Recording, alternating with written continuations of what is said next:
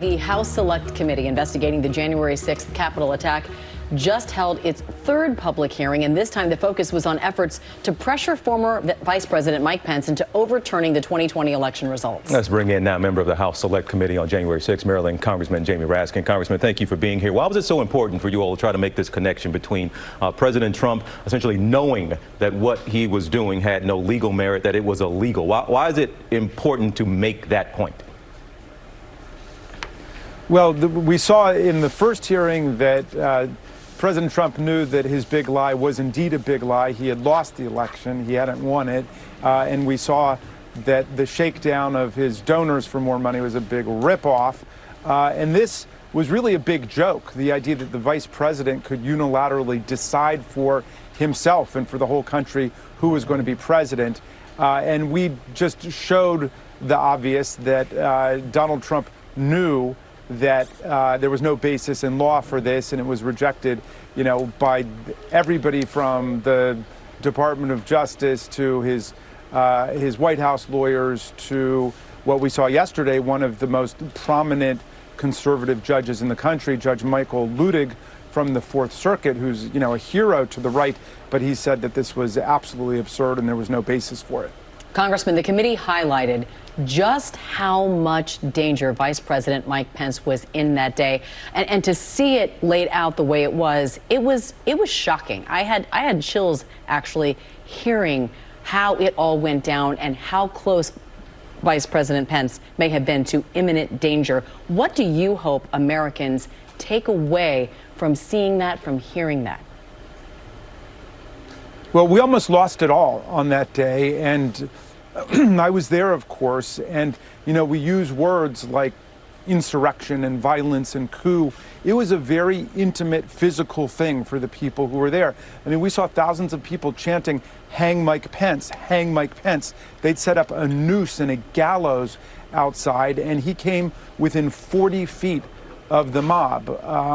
Mike Pence really did his job and maintained his oath of office that day and helped to save the democracy. But those officers who were engaged in hand-to-hand combat, like medieval-style fighting for 6 or 7 hours, they saved all of us. And something that struck me yesterday was we're lucky we were under COVID-19 strictures, because had we not been, we would have had hundreds of more people, at least in terms of staff and families there.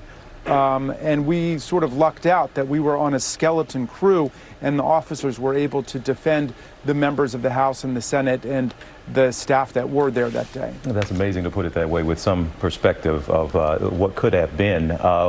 You kind of teased that there was going to be evidence of a connection between the Proud Boys and Trump. Is that evidence, will you, even if you can't reveal it now, are we going to see with these committee hearings a direct line and some kind of evidence of collaboration between the Proud Boys and Trump, or Trump's inner circle?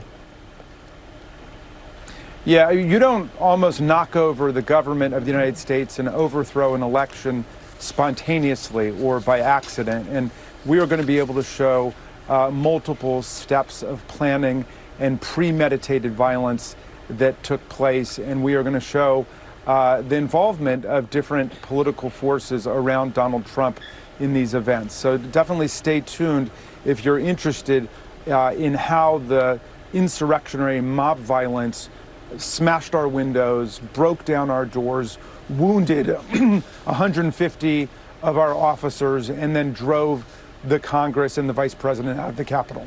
Congressman, the committee reportedly has evidence of some sort of involvement with Ginny Thomas. Of course, that's the wife of Supreme Court Justice Clarence Thomas. The committee has asked her to testify. Do you think that will happen? And if so, what would you like to hear from her?